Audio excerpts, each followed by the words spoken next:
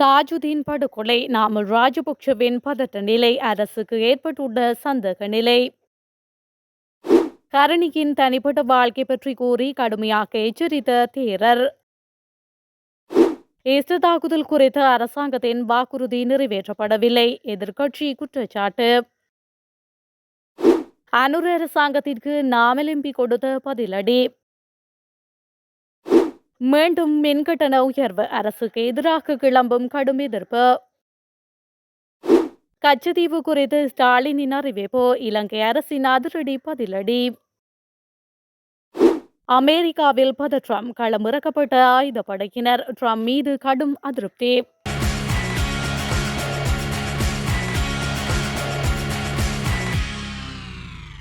நாங்கள் நாமல் ராஜபக்ஷவை தாஜூதீன் கொலை சம்பவத்தில் தொடர்பு படுத்தவில்லை. நாமல் ராஜபக்ஷவின் பதட்டம் காரணமாகவே அவர் இதில் ஈடுபட்டார் என்று நான் நினைக்கின்றேன் என்று காணி மற்றும் நீர்ப்பாசன துணை அமைச்சர் சுசில் ரணசிங்க கூறியுள்ளார்.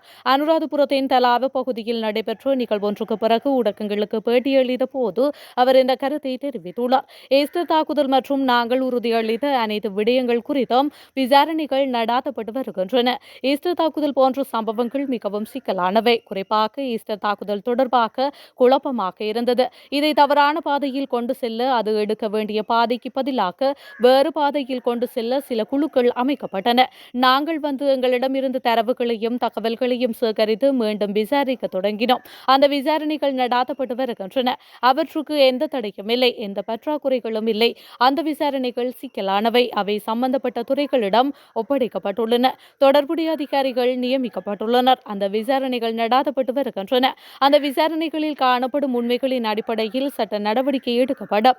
தாஜூதீன் சம்பவத்தில் நாமல் ராஜபக்ஷவை நாங்கள் தொடர்பு படுத்தவில்லை. உண்மையில் ஹம்பாந்தோட்டையில் கொல்லப்பட்ட கஜா என்ற நபர் காணொலிகளில் இருந்தார் என்பதுதான் சம்பவம் என்று காவல்துறை ஊடக பேச்சாளர் கூறியிருந்தார். மேலும் அந்த நபரின் மனைவி நாமல் அடையாளம் காணப்பட்டதால் அவர் அதில் ஈடுபட்டதாக கூறவில்லை. நாமல் ராஜபக்ஷ தான் அதை பற்றி கவலைப்பட்டார் என்று நான் நினைக்கின்றேன். காவல்துறை ஊடக பேச்சாளர் அதை அதிகாரப்பூர்வமாக வழங்கிய போது நாமல் ராஜபக்ஷ சம்பந்தப்பட்டதாக அவர் கூறவில்லை. அதன் பிறகுதான் இது கட்டமைக்கப்பட்டது. தாஜூதீன் கொலை தொடர்பாக வழங்கப்பட்ட புதிய உண்மைகள் மற்றும் தகவல்களுடன் நாமல் ராஜபக்ஷவை நாங்கள் இணைக்கவில்லை. இந்த மற்ற சம்பவங்களுடன் சேர்ந்து நாமல் ராஜபக்ஷ தனது கவலை காரணமாக இதில் ஈடுபட்டதாக நான் நினைக்கின்றேன் என்று அவர் மேலும் தெரிவித்துள்ளார். திருமணமாகாத பெண்மணி என்ற வகையில் பிரதமர் ஹரணி அமரசூரிய உங்களுக்கு பிள்ளைகளின் எதிர்கால கனவு மற்றும் எமது நாட்டின் பாரம்பரிய கலாச்சாரம் தொடர்பாக எமக்கு இருக்கும் வேதனை உமக்கு தெரியாது என ஜனசித்த பெரமுனவின் தலைவர் சீலரத்ன தீரர் தெரிவித்துள்ளார். கட்சி தலைமையகத்தில் நடைபெற்ற செய்தியாளர் மாநாட்டில் உரையாற்றும் போது அவர் இதனை தெரிவித்துள்ளார். தொடர்ந்து உரையாற்றியவர் ஆட்சியில் இருக்கும் அரசாங்கத்திற்கு நாம் கட்டுப்பட்டு நடக்க வேண்டும், ஆனால் எல்லா விடயங்களுக்கும் கட்டுப்பட முடியாது. எதிர்ப்பை தெரிவிப்பது எமது கடமையாகும். நீங்கள் நாட்டின் கலாச்சாரத்தை மாற்றுவதாக கூறுகின்றீர்கள், புதிய கலாச்சாரத்தை உருவாக்குவதாக சொல்லுகின்றீர்கள். ஏன் உங்களுக்கு தெரியாதா இந்த நாட்டின் பாரம்பரிய கலாச்சாரம் ஒன்று உள்ளது. உங்கள் சிறுபராயத்தில் இது தொடர்பிலான அறிவு உங்களுக்கும் தெரிந்திருக்க வேண்டும். உங்களுக்கு பிள்ளைகள் இல்லை, எனது பிள்ளை எங்கு படிப்பது, தனது கணவர் எப்படி இருக்க வேண்டும் என்ற விடயங்கள் உங்களுக்கு புரியாது. ஆனால் எங்களுக்கு அந்த எதிர்பார்ப்பு இருக்கின்றது. நீங்கள் ஏற்படுத்த போகும் கலாச்சாரம் ஓரின சேர்க்கையா அல்லது எல்ஜிபிடிஐக்யூ எவ்வாறான சமூகமா உங்களின் எதிர்பார்ப்பு? ஜனாதிபதி உறுதியாக மகா சங்கத்தினர் மத்தியில் தெரிவித்த கருத்தை நீங்கள் மாற்றவா நினைக்கின்றீர்கள்? இந்த நாட்டின் இரு ஜனாதிபதிகள் இருக்க முடியாது என அவர் மேலும் தெரிவித்துள்ளார். உயிர்த்த ஞாயிறு தற்கொலை தாக்குதல் தொடர்பில் தேசிய மக்கள் சக்தி அரசாங்கத்தினால் வழங்கப்பட்ட வாக்குறுதி இன்னமும் நிறைவேற்றப்படவில்லை என ஐக்கிய மக்கள் சக்தி குற்றம் சுமத்தியுள்ளது. இந்த விடயத்தை ஐக்கிய மக்கள் சக்தியின் நாடாளுமன்ற உறுப்பினர் கர்ஷன ராஜகருணா தெரிவித்துள்ளார். ஜனாதிபதி அனுரகுமார திசாநாயக்க பதவியை ஏற்றுக்கொண்டு ஓராண்டு பூர்த்தியாகியுள்ளது என அவர் குறிப்பிட்டுள்ளார். தேசிய மக்கள் சக்தி அரசாங்கத்தின் கீழ் ஈஸ்டர் தாக்குதலுடன் தொடர்புடைய பிரதான சூத்திரதாரிகள் கண்டுபிடிக்கப்படுவர் என ஜனாதிபதி அனுர உறுதிமொழி வழங்கியதாக தெரிவித்துள்ளார். எனினும் பிரதான சூத்திரதாரியை கண்டுபிடிப்பது அவ்வளவு சுலபமான விடயமல்ல என அண்மையில் அமெரிக்காவில் வைத்து ஜனாதிபதி அனுர கூறியுள்ளதாக அவர் சுட்டிக்காட்டியுள்ளார். ஈஸ்டர் தாக்குதல் தொடர்பில் கர்தினால் மெல்கம் ரஞ்சித் ஆண்டகை கத்தோலிக்க மக்கள் மற்றும் ஒட்டுமொத்த மக்களையும் அரசாங்கம் ஏமாற்றியுள்ளதாக தெரிவித்துள்ளார். தாக்குதலின் பிரதான சூத்திரதாரியை கண்டுபிடிப்பது சுலபமான விடயம் ஒன்று என்பதை ஜனாதிபதி அனுர அறிந்திருக்கவில்லையா என கேள்வி எழுப்பியுள்ளார். இதேவேளை அரசாங்கம் நாட்டின் கலாச்சாரத்தை அளித்தது, ஜேவிபி கலாச்சாரத்தை நிறுவ முயற்சிப்பதாக அவர் மேலும் குற்றம் சுமத்தியுள்ளார்.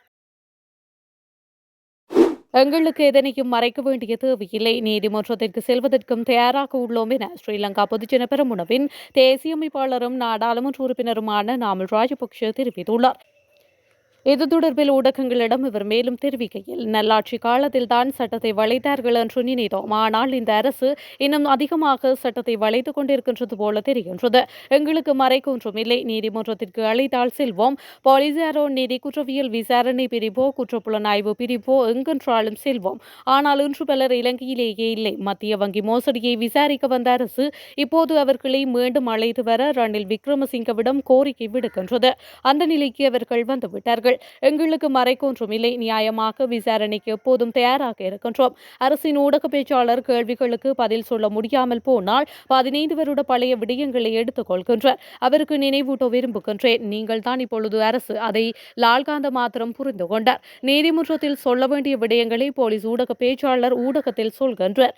ஏதேனும் சம்பவம் நடந்தால் அதில் நியாயமான விசாரணை நடாத்தப்பட வேண்டும். ஆனால் இன்று போலீசும் அரசும் சேர்ந்து போலி சாட்சிகளை உருவாக்குகின்றார்கள் என்று அவர் மேலும் தெரிவித்துள்ளார். மீண்டும் ஒரு முறை மின்சார கட்டணத்தை அதிகரிக்கும் அரசாங்கத்தின் திட்டத்திற்கு எதிர்ப்பு தெரிவிப்பதாக மின்சார பயனர் சங்கம் தெரிவித்துள்ளது. கொழும்பில் நடைபெற்ற ஊடகவியலாளர் சந்திப்பில் கலந்து கொண்டு அதன் தலைவர் MDRL அதுர்ல இதனை தெரிவித்துள்ளார்.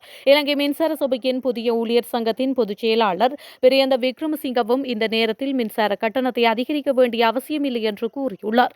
மின்சார கட்டணங்கள் அதிகரிக்கப்பட்டால் அது கட்டுமான துறைக்கு கடுமையான சிக்கலை ஏற்படுத்தக்கூடும் என்றும் தேசிய கட்டுமான தொழிலாளர் சங்கத்தின் செயலாளர் சுபின் அபிரசேகர சுட்டிக்காட்டியுள்ளார்.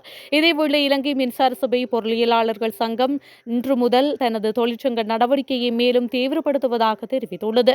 அதன்படி மின்சார சபையின் மூத்த அதிகாரிகளுடன் மேற்கொள்ளப்பட்டு வரும் பணிகள் இன்று முதல் நிறுத்தப்படும் என்று அதன் நிர்வாக குழு உறுப்பினர் தனுஷ்க பராக்கிரமசிங்க தெரிவித்தார்.